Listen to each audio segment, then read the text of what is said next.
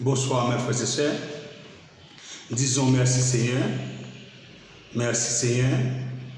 Seigneur, merci pour grâce, merci pour bonté, merci pour miséricorde, merci pour faveur. Nous disons merci parce que nous avons possibilité encore, après-midi, pour nous là, pour nous parler de la parole de Dieu. Merci à vous-même qui attendez nous. Nous sommes capables de suivre nous jusqu'à ce que ce soit capable de finir. Et nous allons parler après-midi d'un sujet qui est important. Parce que depuis qu'on parle de la Bible, c'est vraiment important. Et ce sujet nous pour après-midi, c'est l'évangile, c'est la puissance de Dieu. L'après-midi encore pour vous, c'est l'évangile, c'est la puissance de Dieu. L'évangile, c'est la puissance de Dieu.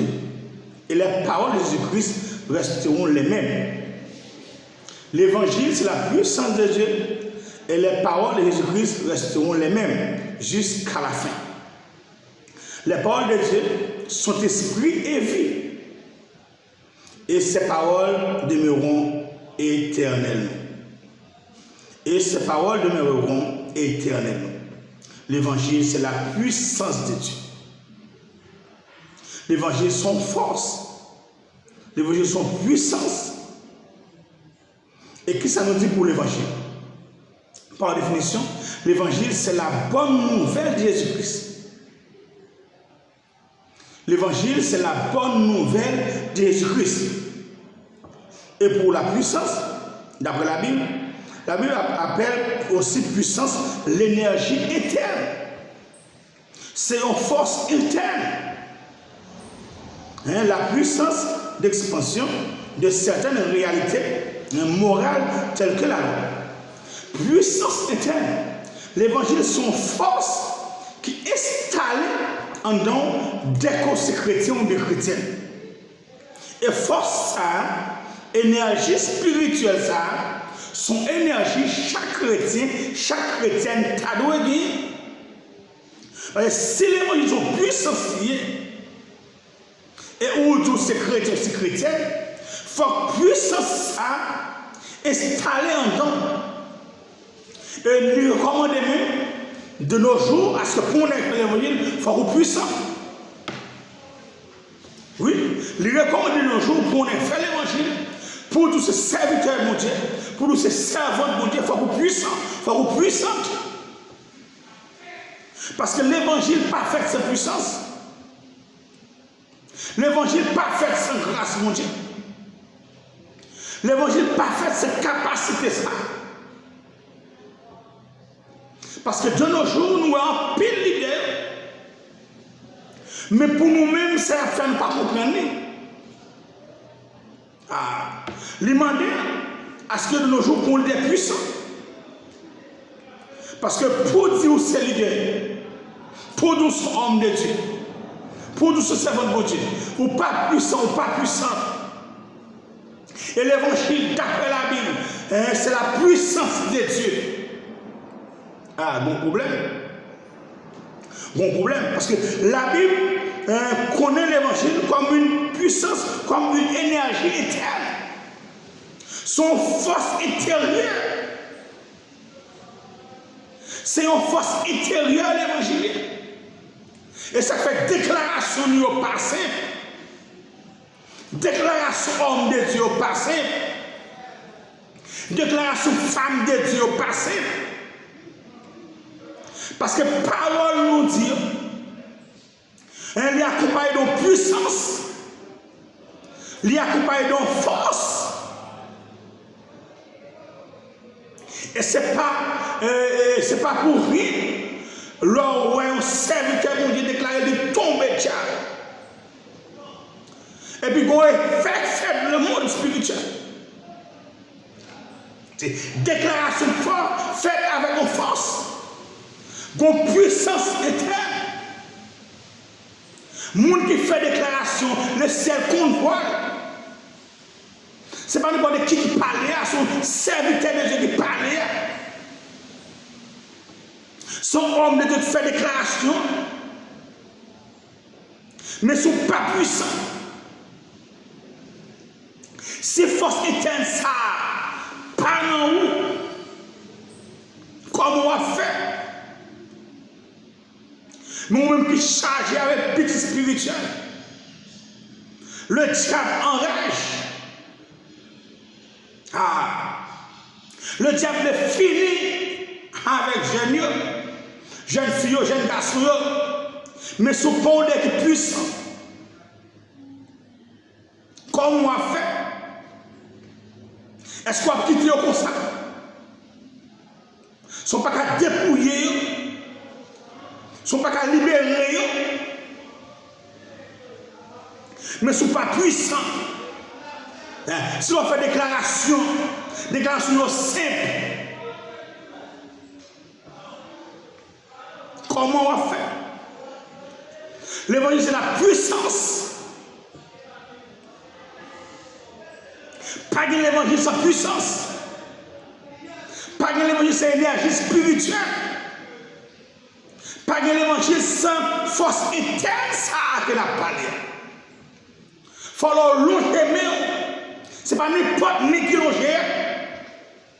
Si on met un homme de Dieu qui loge, si on met un serviteur de Dieu qui loge, si on met un servant de Dieu qui loge, il faut mettre un café impact.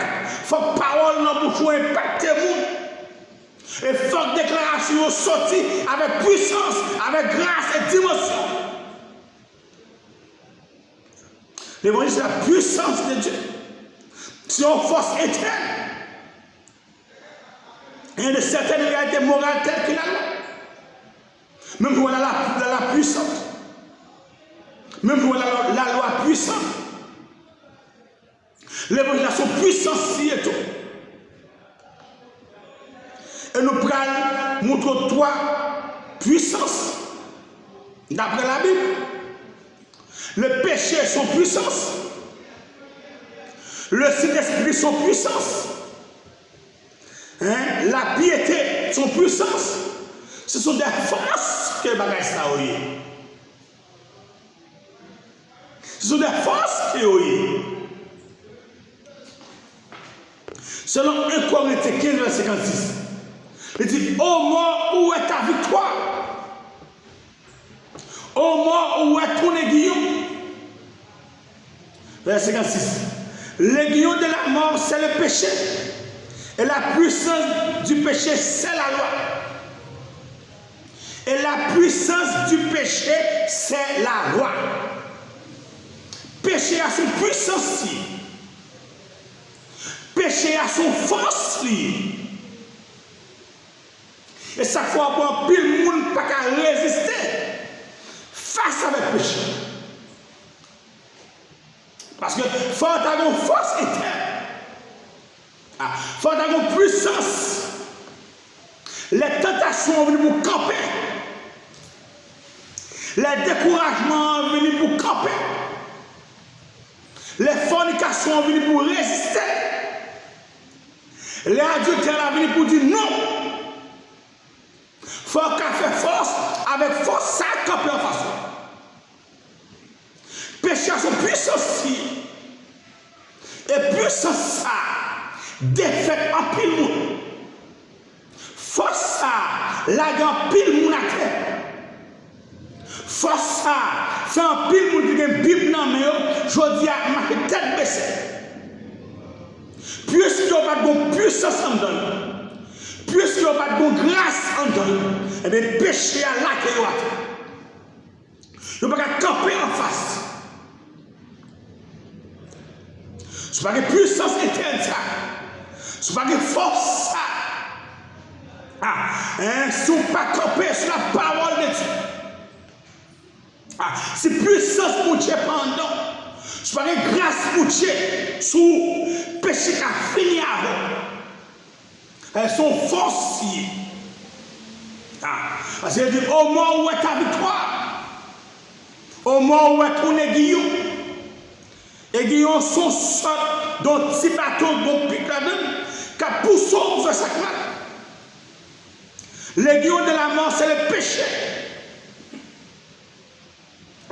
La pousse au feu sac mal là. La pousse au feu péché pour mourir. Gon force, gon bagay qui a piqué au bois avancer vers le mal. Mais il faut une force interne pour résister. Pour dire non, ça c'est péché, pas faire. Pour dire non, ça pas conforme à la parole de Dieu.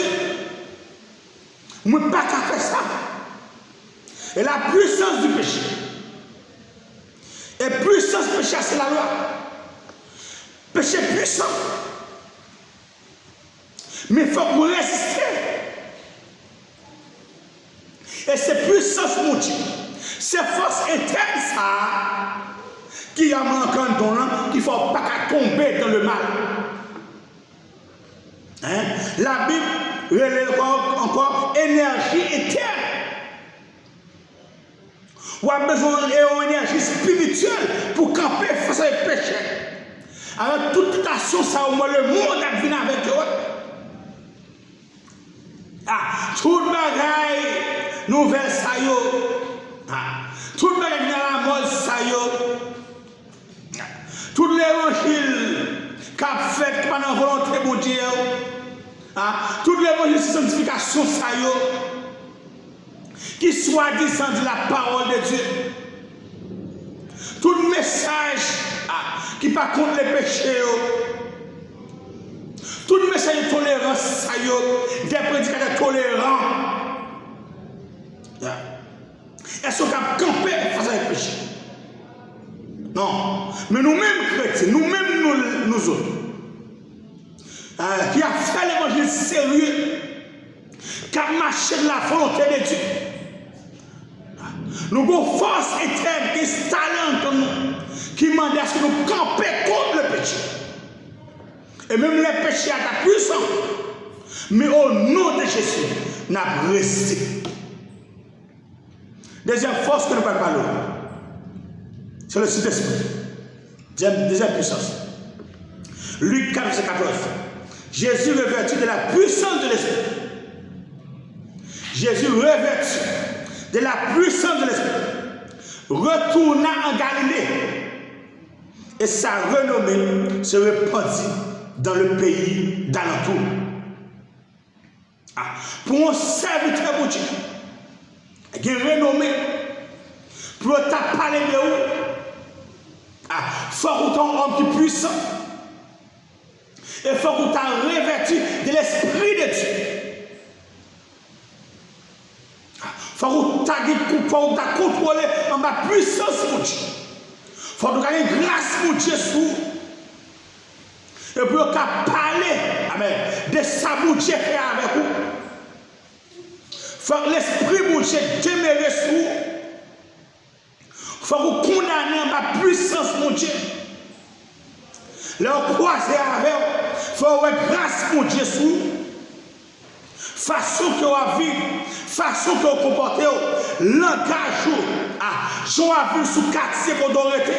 Il faut un témoignage qu'on s'est chrétien, et leur revêtir la puissance de Dieu, ou à vous renommer. En pile, vous n'avez parlé de eux, pourtant, vous n'avez pas connu eux, pourtant, vous n'avez pas revêtu de la puissance de Dieu. Mais qui sans grâce, mais non, ils ont fait parcours, mais qui sans grâce, qui n'est pas puissant, qui ne peut pas parler de Dieu, ou ne peut pas opérer dans le nom de Dieu. Mais Jésus revêtit la puissance de l'Esprit, retourna en Galilée, et sa renommée répandit dans le pays d'alentour. Si vous voulez parler de Bible, il faut revêtir la puissance de Dieu. Troisième, la piété. De Timothée 3, verset 5. Ayant l'apparence de la piété, mais réunion ce qui fait la force. Éloigne-toi de ces hommes-là. Apparence de nos jours, c'est un problème. En plus, nous ressembler à chrétien. En plus, nous ressembler avec chrétien. Mais au fond, qui n'a aucun rapport avec chrétien, Ce n'est pas apparence ça pour gagner. Ce n'est pas apparence de la piété. Mais il faut qu'il existe, non. L'apparence de la piété. Mais réunion, c'est ce qui fait la force. Cette force-là, c'est la puissance de Dieu. C'est la puissance de Dieu.